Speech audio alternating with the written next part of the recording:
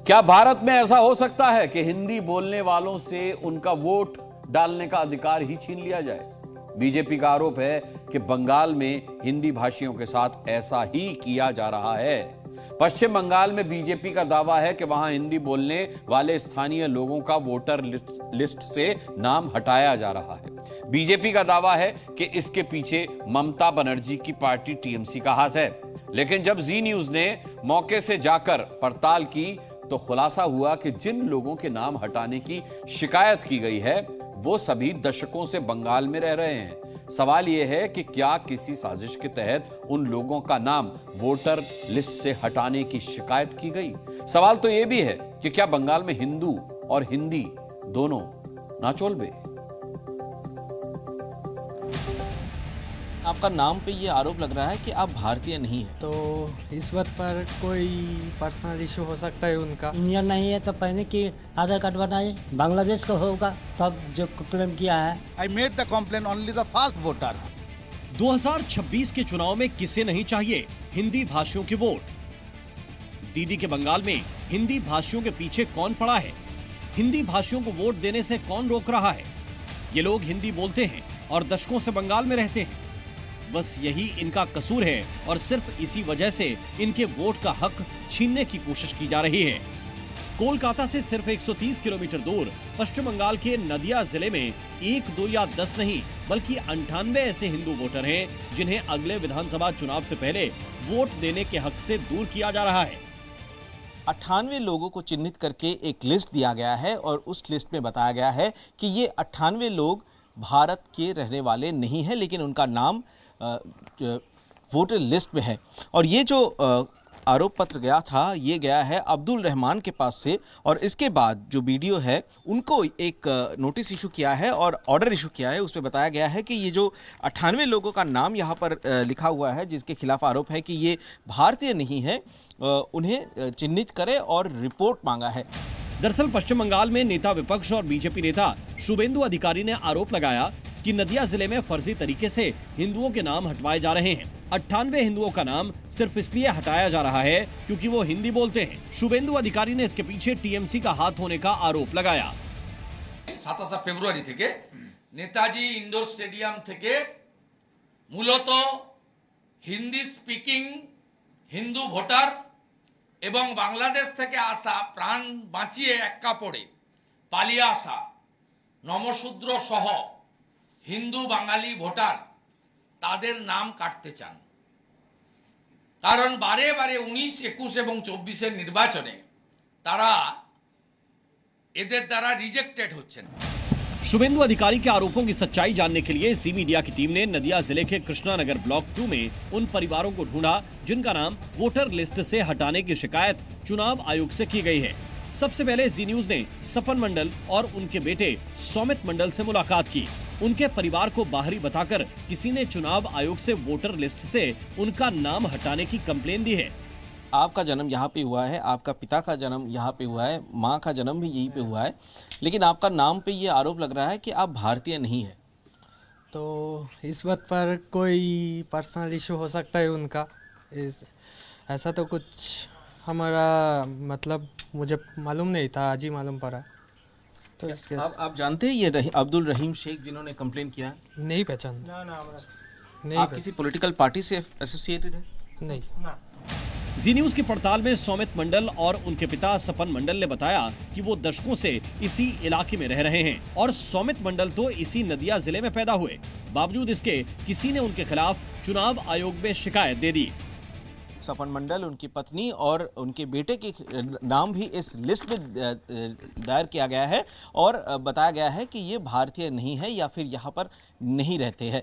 लेकिन जब हम यहाँ पर पहुँचे रियलिटी चेक करने के लिए तो हमें पता चला कि ये गलत इंफॉर्मेशन इलेक्शन कमीशन के पास दिया गया है। इनके पास भारतीय होने की हर जो दस्तावेज होता है, जो प्रमाण पत्र होता है, वो इनके पास है। सौमित के परिवार का कोई पॉलिटिकल कनेक्शन नहीं है और अब्दुल रहीम शेख नाम के जिस शख्स ने उनके खिलाफ कंप्लेन दी है उसे भी ये लोग नहीं जानते। जी न्यूज ने कृष्णानगर में एक और घर पर जाकर रियलिटी चेक किया। ये हैं अमरेंद्र झा। चुनाव आयोग को इनके खिलाफ भी कंप्लेन दी गई है। अमरेंद्र झा पश्चिम बंगाल सरकार में 42 साल तक नौकरी कर चुके हैं, लेकिन इन्हें बाहरी बताकर वोटर लिस्ट से इनका नाम मिटाने की कोशिश हो रही है। पश्चिम बंगाल सरकार में ही आप करीब 42 साल नौकरी किए हैं और आपका घर है मधुबनी में। आप बचपन में पिताजी के साथ यहाँ पर पहुंचे हुए थे, लेकिन ये जो लिस्ट है इसमें बताया जा रहा है कि आप भारतीय नहीं हो या फिर यहाँ के रहने वाले नहीं हो, तो इसीलिए इंक्वायरी करने के लिए कहा गया है। हमको सब आधार कार्ड से लेके वोटर कार्ड सभी तो है, तो इंडियन नहीं है तो पहले की आधार कार्ड बनाए। अमरेंद्र झा सवाल उठा रहे हैं कि इतने सालों तक बंगाल में रहने के बाद इन्हें बाहरी बताने वाले दरअसल खुद बांग्लादेशी या पाकिस्तानी होंगे। तो ये जो अब्दुल रहीम शेख इन्होंने जो कंप्लेन किया है, क्या कहेंगे इस पर? ये गलत बात किया है, वो इंडिया के नहीं है, अब से बांग्लादेश का होगा तब जो क्लेम किया है, न पाकिस्तान को होगा। वो हम तो इंडिया के हैं ना, तो वो हमको क्लेम करने से उसको मतलब क्या है। 50 साल से नदिया के कृष्णानगर ब्लॉक में रह रहे बाबू मंडल का नाम भी वोटर लिस्ट से हटाए जाने की मांग की गई है। जी न्यूज ने बाबू मंडल की पत्नी से बात की तो उन्होंने बताया कि उनके पास हर तरह के सरकारी दस्तावेज हैं और उनके पति बचपन से यहीं रहते हैं, फिर भी किसी ने गलत शिकायत कर दी। वोटर कार्ड ये कितना दिन हुआ इधर? अच्छा, मैं बोली 50 साल हो गया। 50 साल हो गया।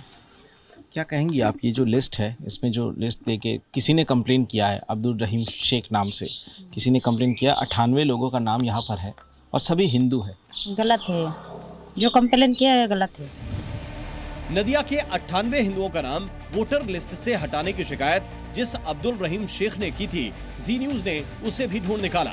बीजेपी नदिया में हिंदू वोटर का नाम काटने के पीछे टीएमसी की साजिश का आरोप लगा रही थी, लेकिन अब्दुल रहीम शेख तो कांग्रेस का नेता है और नदिया जिले का कांग्रेस जिला उपाध्यक्ष है। आपने जो आरोप लगा रहे हैं 98 लोग यहाँ पे नहीं रहते, आपका जो कंप्लेन लेटर है वो या फिर यहाँ पे नहीं रहते हैं, यहाँ का रेजिडेंस नहीं है, लेकिन हम जब वहाँ पर गए, लोगों के घरों में गए, उस पार्ट नंबर पे, उस एड्रेस पे, तो वो तो वहाँ पर मिले। वहाँ पर मिले, इस बात मैं यकीन नहीं करता हूँ। Those voter are not transfer voter, those voter are first time voter, so it illegal act. जब जी न्यूज ने अब्दुल रहीम शेख को बताया कि उसने जिनकी शिकायत की है वो तो दशकों से यहाँ रह रहे हैं और उनमें से कई के पास दस्तावेज हैं, तो भी वो मानने के लिए तैयार नहीं हुआ। अब्दुल रहीम शेख इस सवाल का जवाब नहीं दे पाया कि आखिर किस आधार पर उसने हिंदू परिवारों की शिकायत चुनाव आयोग से की है। पश्चिम बंगाल में अगले साल विधानसभा चुनाव होने वाले हैं, उससे पहले यहाँ वोटर लिस्ट को लेकर राजनीतिक लड़ाई चल रही है, जिसकी शुरुआत ममता बनर्जी ने की थी। उन्होंने बीजेपी पर वोटर लिस्ट में फर्जी नाम जुड़वाने का आरोप लगाया, तो बीजेपी ने टीएमसी पर हिंदू वोटरों के नाम हटाने के आरोप मढ़ दिए। अब वोटर लिस्ट की इस लड़ाई में कांग्रेस भी कूद पड़ी है। 2026 में विधानसभा चुनाव से पहले वोटर लिस्ट को लेकर सबसे बड़ा आरोप ममता बनर्जी की तरफ से लगाया गया, जहां पे वो बता रही है कि एक ही एपिक नंबर पे एक से अधिक वोटरों को रजिस्टर कराया गया है। इसके बाद इलेक्शन कमीशन भी इस पर जांच कर रही है और अब नदिया जिले से ये जो लिस्ट सामने आया है, इसे बीजेपी अपने चुनावी हथियार की तरह इस्तेमाल कर रहे हैं। शुभेंदु अधिकारी का दावा है जिन्होंने भी ऐसा किया है कि सिर्फ हिंदुओं को ही लिस्ट में रखा गया है, उनके नाम डिलीट करने के लिए वो एक सांप्रदायिक धारणा के तहत ऐसा कर रहा है। कैमरामैन फेलिक्स के साथ सुमित सेनगुप्ता, जी मीडिया, नदिया।